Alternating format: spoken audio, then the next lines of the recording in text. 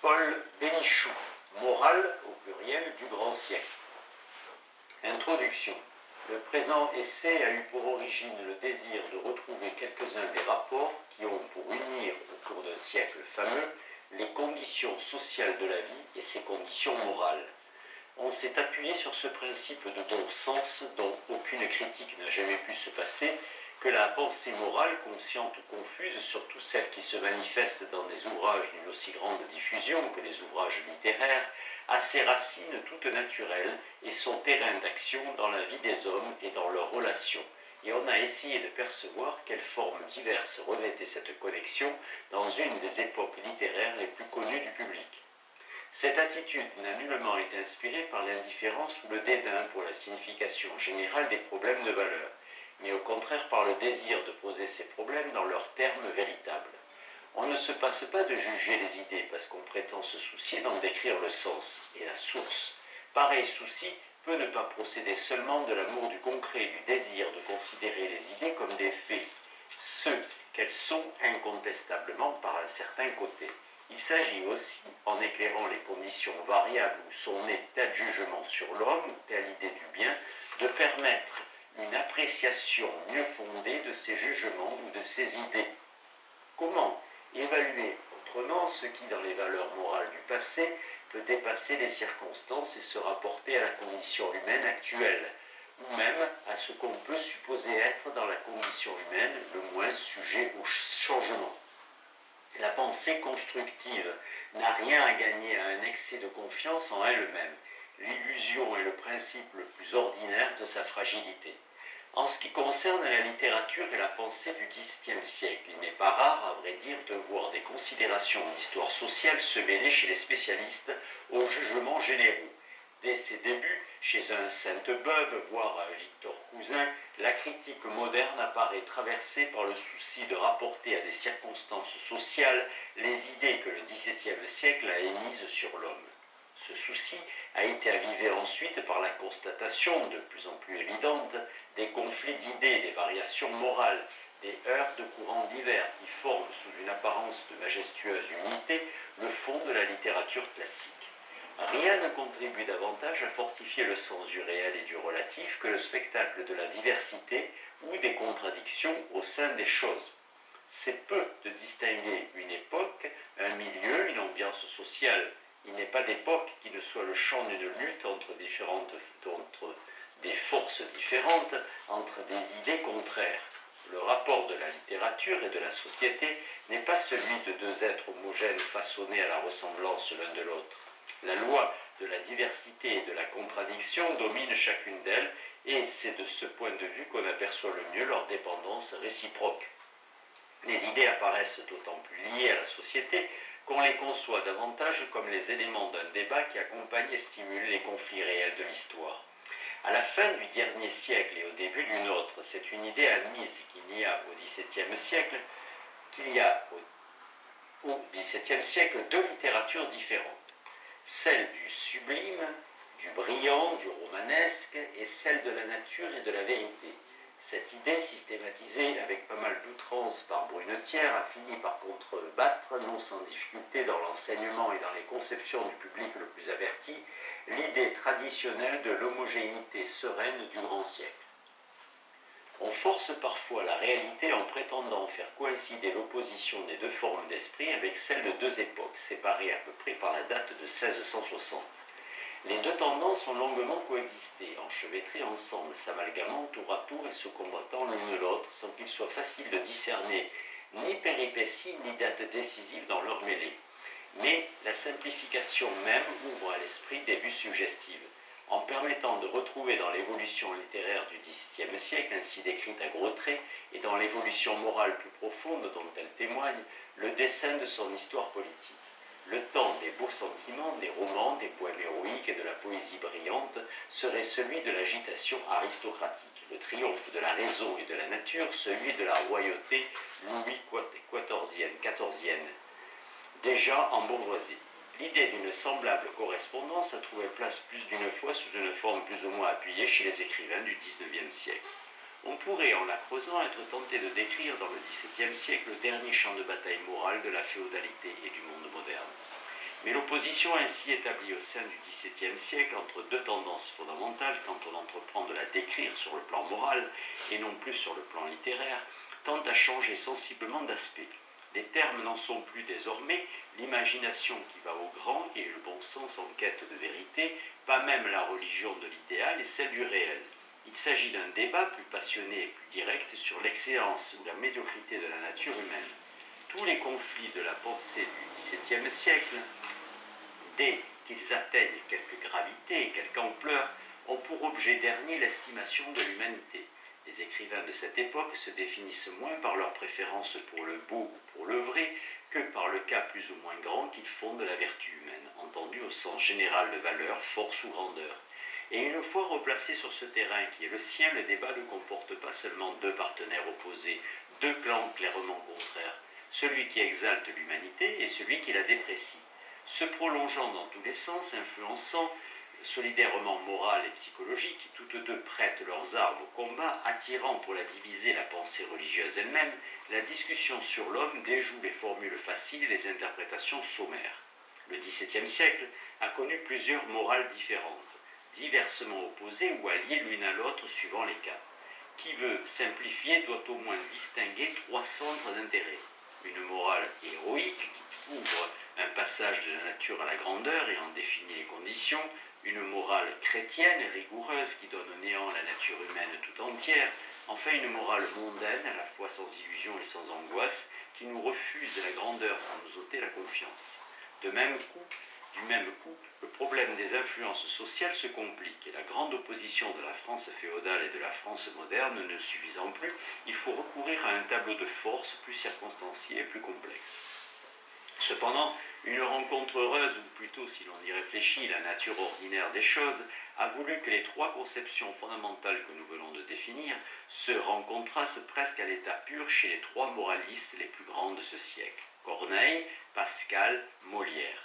C'est ce qui a permis de conserver à cet essai sur les courants moraux du XVIIe siècle la forme plus familière d'une série d'études sur les plus importants des écrivains classiques.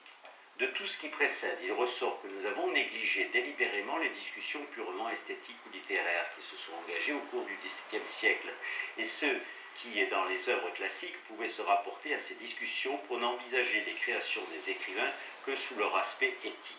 L'interpénétration des valeurs esthétiques et des valeurs morales aussi étroites dans la littérature du XVIIe siècle que dans tout autre imposerait à qui voudrait définir leur rapport un surcroît d'analyse et finalement une tâche nouvelle. Ainsi, nous sommes-nous bornés à considérer les écrivains classiques sous l'angle moral, c'est-à-dire en tant que leurs œuvres prétendent répondre aux problèmes essentiels de la vie et de la conduite humaine. Nous avons vu surtout dans la littérature le creuset où notre expérience directe de la vie et de la société s'élabore déjà philosophiquement, mais sans rien perdre encore de sa force immédiate. Plus que tout autre, la littérature française répond à cette définition. Il n'en est pas qui laisse apparaître de façon plus saisissante le lien qui unit les problèmes de la vie et ceux de l'esprit. On ne dit pas autre chose quand on l'appelle littérature de moraliste. Le danger, pour qui veut définir ces rapports complexes de la vie sociale et de la pensée, est d'attenter à l'individualité des grands écrivains en prétendant les intégrer dans un ensemble impersonnel qui les dépasse. On risque ainsi, en poursuivant une systématisation hasardeuse, de défigurer ces réalités particulières, mais privilégiées du point de vue du patrimoine humain que sont les grands hommes et les grandes œuvres. Mais outre que l'opposition de l'individuel et du social est une de celles qui résistent le moins à la pensée, sitôt qu'elle s'exerce sans préjugés, nous avons essayé de maintenir sans cesse un contact visible entre les démarches concrètes de l'écrivain et les termes, forcément plus schématiques du débat social dans lequel elle s'inscrit. Nous avons voulu que la connexion de l'écrivain et du milieu, apparue dans les pages qui vont suivre, sous son aspect le plus naturel, le plus évident, celui sous lequel elle se présente toujours dès qu'on s'est familiarisé avec un moment de l'histoire humaine. Ainsi serait évité le reproche si souvent adressé à la méthode que nous avons suivie de détruire les réalités pour leur substituer des abstractions. Reproche qui s'allie volontiers au reproche contraire, celui de déprécier les valeurs générales de l'esprit humain au profit des contingences du devenir social. Car c'est justement entre la réalité concrète de l'écrivain et le fait général de l'homme que se situe la société, c'est-à-dire le vaste milieu dont les changements dépassent l'individu et laissent subsister l'espèce. Mais aussi, est-ce de là qu'on aperçoit à la fois dans leur juste lumière le destin particulier de tel individu pensant et la portée universelle de sa pensée? Qu'il faille considérer comme une illusion le sentiment du penseur d'être immédiatement en face des problèmes de la condition humaine, auxquels ces idées ne sont à ses yeux que de fidèles réponses. Cela n'a rien d'offensant pour la pensée, dont il faut bien admettre, malgré qu'elle est comme toute chose relative aux circonstances. Cela n'a rien de contraire non plus à l'esprit et aux méthodes de la science qui, précisément, quand elles observent la création des valeurs morales, ne sauraient mieux se définir que par le devoir de critiquer avec rigueur les illusions de la conscience. Le tout est d'exercer ce devoir avec prudence et uniquement pour donner à l'œuvre que l'on examine tout le sens et toute la richesse qu'indépendamment de la conscience de son auteur, elle renferme réellement. Les essais qu'on va lire ne répondent pas à une autre intention. Le héros cornélien. Il est peu d'écrivains aussi grands que Corneille qui soient aussi sommairement jugés que lui. Il y a à cela bien des motifs, dont le plus puissant est sans doute l'aversion du plus grand nombre pour la littérature moralisante, dans laquelle les souvenirs de collège enferment la tragédie cornélienne. Le retour à Corneille, un peu partout signalé depuis quelques années, n'a guère affecté le grand public. Corneille demeure pour le lecteur moyen de notre temps une sorte de classique aggravé, en qui les bienséances littéraires communes à toute l'école se doublent d'une inhumaine bienséance morale. Aussi continueront de lui refuser généralement cette sympathie que la hardiesse attribuée à leur génie a valu à Racine ou à Molière. À vrai dire, il a fallu beaucoup de temps et de ce recul qui n'aide pas forcément à voir clair, pour qu'on en vînt à faire du nom de Corneille un symbole d'hostilité aux puissances de la nature. Les contemporains, à tort ou à raison, admiraient en lui la fougue, l'élan, la chaleur. Saint-Évremond écrit par exemple que Corneille enlève l'âme et laisse à Racine le faible avantage qu'il gagne l'esprit. De même, Madame de Sévigné admire dans Corneille ces tirades qui font frissonner. Corneille lui-même, dans son examen du Cid, écrit presque 30 ans après sa tragédie, se souvenait d'avoir remarqué pendant les premières représentations qu'au moment où Rodrigue venait chez Chimène, après le duel, alors que ce malheureux amant se présentait devant elle, il s'élevait un certain frémissement dans l'assemblée qui marquait une curiosité merveilleuse. Le souvenir de ce Corneille vivait encore chez les romantiques qui, en France et à l'étranger, l'acceptaient volontiers de leurs attaques contre la froideur et la platitude classique. Le milieu naturel de la tragédie cornélienne a bien été l'enthousiasme. Tous ceux qui, au XIXe siècle, se sont efforcés de retrouver l'atmosphère du public cornélien l'ont senti, même quand il cédait par ailleurs aux idées régnantes sur Corneille. Sainte-Beuve évoque l'auditoire vibrant du Cid. Guizot relie l'admiration par laquelle la tragédie cornélienne agit surtout sur le public à un sentiment exalté de notre existence. Pourtant, au XVIIe siècle, déjà des voix différentes se font entendre. Sans nier tout à fait la force entraînante de Corneille, certains pensent qu'il agit seulement sur les facultés les plus hautes et sont tentés de trouver froid un auteur qui n'échauffe que l'intelligence et le sens moral. La Bruyère et parfois Boileau ne sont pas loin de ce sentiment qui comporte évidemment toutes sortes de réserves dans l'admiration. On lit dans le parallèle de M. Corneille et de M. Racine de Longe-Pierre, 1686. Le premier met de l'esprit, c'est-à-dire du brillant et des pensées partout, le cœur se refroidit tandis que l'esprit s'échauffe. D'après ce parallèle, Racine seul parle au cœur, c'est le contraire, terme pour terme, de ce que disait Saint-Évremond. Ainsi, dans le siècle même de Corneille, tantôt on le porte au nu pour la puissance exaltante de son œuvre, tantôt on lui dénie la chaleur et la passion. Cette contradiction est en réalité celle de deux moments successifs, quoique liés et mêlés l'un à l'autre, de la société française. L'enthousiasme cornélien baigne tout entier dans l'atmosphère de l'orgueil, de la gloire, de la générosité et du romanesque aristocratique, telle qu'on l'a respirée en France pendant le règne de Louis XIII, telle qu'elle remplit toute la littérature de cette époque.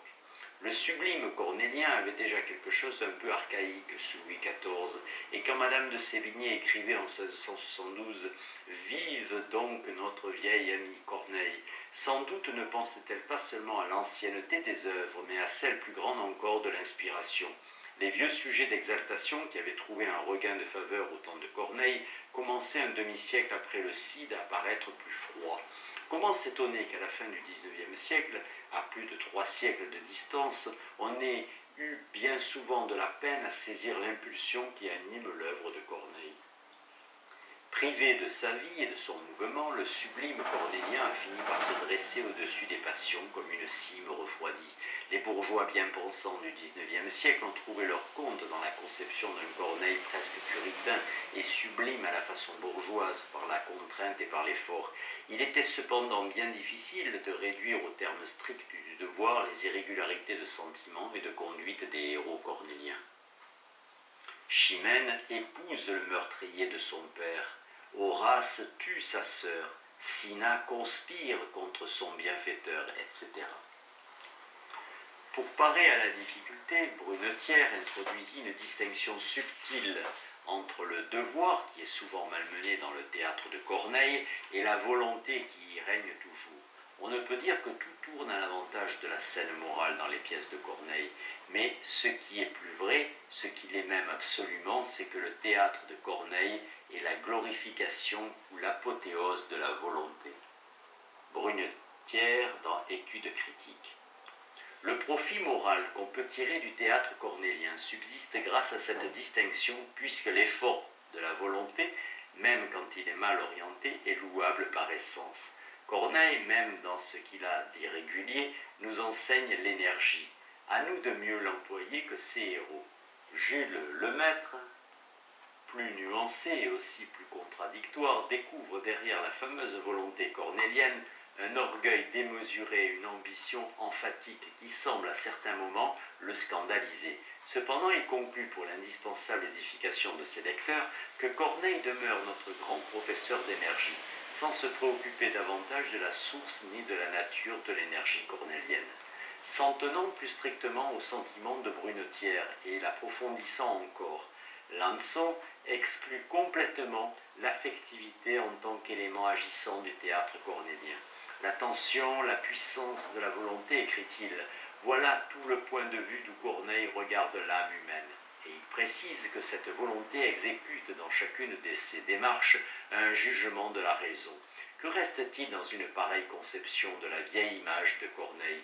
Et faut-il croire que ses premiers admirateurs l'aient si mal connu? Le sublime cornélien n'est pas propre à Corneille. Il emplit tout le théâtre tragique de son temps. Les êtres des exceptions à l'âme forte et grande peuplent les tragédies de Rotrou, Méré, Tristan et Duryée. Ce qui frappe d'abord chez ces écrivains comme chez Corneille, c'est le ton exalté, l'attitude glorieuse des héros qu'il offre en modèle au public. Ni la contrainte, ni le silence des désirs ne semblent être le partage des grandes âmes, comme on les conçoit alors chez toutes, s'épanouit la même forme glorieuse et ostentatoire du sublime, le même étalage des puissances du moi, le même grandissement moral de l'orgueil et de l'amour. Corneille et ses contemporains reproduisent en cela une tradition dont les premiers éléments sont assez lointains.